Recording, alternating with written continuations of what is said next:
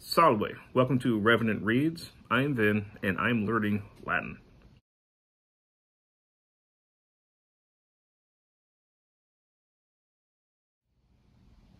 Now, Revenant Reads is a booktube channel, and this is sort of a book video, just a little bit different. I have decided over the past, well, a little over a month ago now, that I would start to learn Latin. Not so much an emphasis on speaking Latin, but more being able to read some Latin. I've always had a fascination with the Roman Empire. Everybody should have their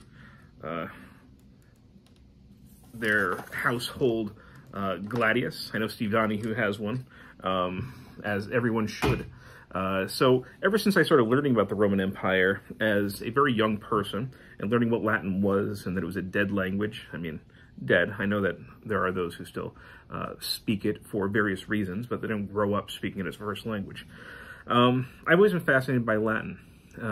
And when I was in middle school, I started taking Spanish, and I knew that the high school had a Latin course. However, by the time I was old enough to take that course, they got rid of it. So I thought, okay, I'll take Latin when I go to college.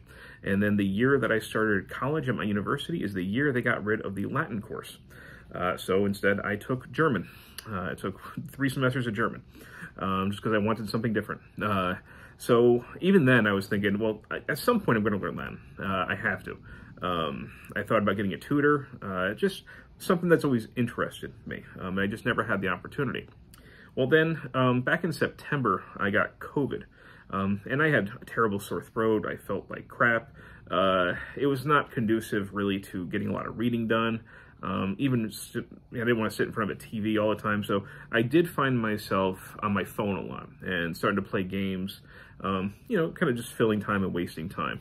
And I thought, well, I want this to be valuable time. I am somebody who is very particular about, making sure that I am fulfilling my time in a way that I feel is constructive, at least by my own interpretation. And I'm not sure how I came across it, but I found that the app, the language learning app Duolingo, had a Latin course, and it's free. And I thought, well, okay, let's just try that. Instead of playing mindless games on my phone, I'll learn some language. So I did start using Duolingo. I realized very quickly, though, that, Duolingo will only take me so far.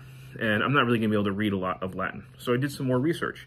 And I found that one of the best ways, by, it seems like quite a few experts, to learn Latin is a series of books, particularly these ones here. Lingua Latina. And this is part 1. Familia, Roma, and there are several in the series, and I have some companion books here that I'll show off in a second. But I started reading through these as well, in addition to using the Duolingo app. So the Duolingo app is for me to hear some Latin, it's practice, it just gives me a gamified way. So Duolingo gamifies language learning. So it's a kind of a fun gamified way of practicing a language. And this more is about reading it. So what's special about this, Hans Orberg, he passed away, but he created this really cool series of books. The entire book, except for the copyright page, is in Latin, the whole thing. It starts off, the first chapter, very simple Latin, and you can immediately start reading and translating. So the first one is about the Imperium Romanum. Okay, you can see it right there. And it has some helpful images to help you unlock and decipher what you're reading.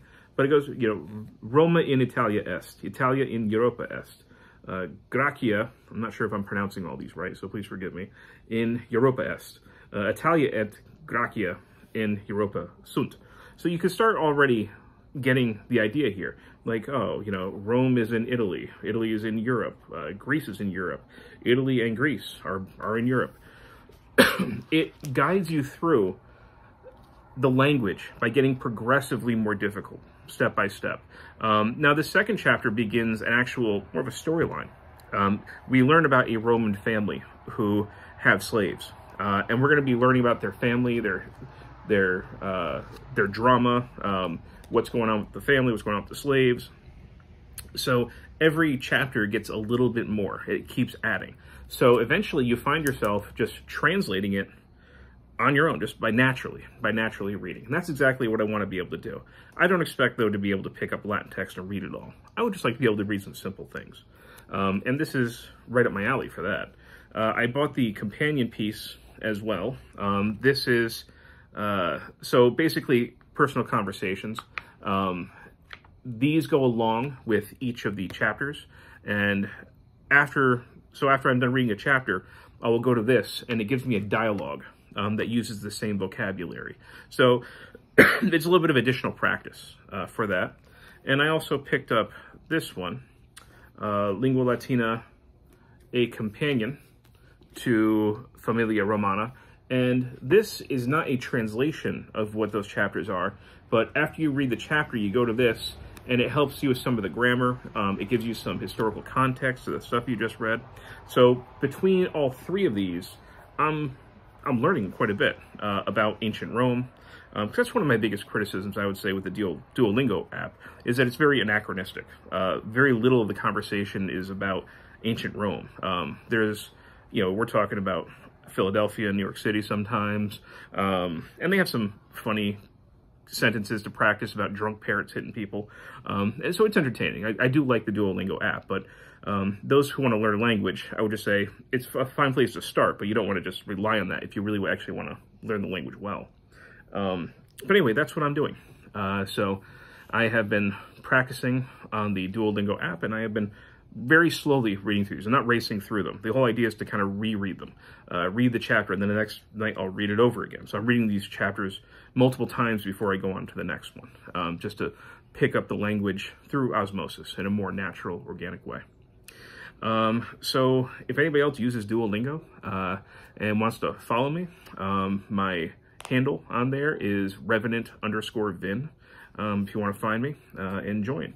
And it's free. They have lots of courses on there. Once I finish the Latin course, I'm certainly going to try some others.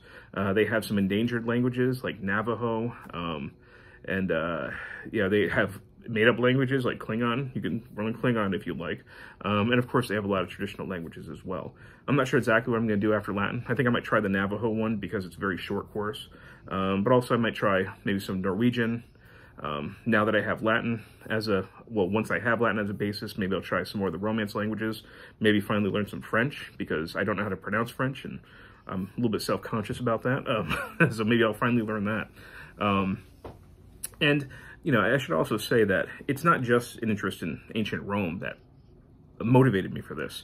There is the factor that it can help you learn Romance languages a little bit easier, but also I just wanted to give my brain a different exercise, a different way of thinking. I wanted a greater understanding too of the way Latin has influenced English. So I'm recognizing where a lot of the words come from. I knew some of them already, but some of them I'm a little bit surprised at, and I now understand the roots of these words and their history. And it's just been, like I said, a good mental exercise.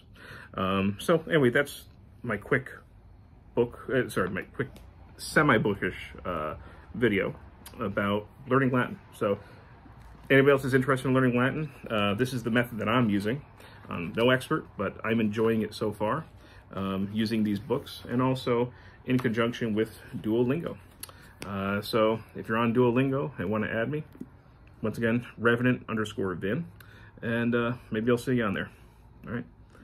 Thank you, BookTube.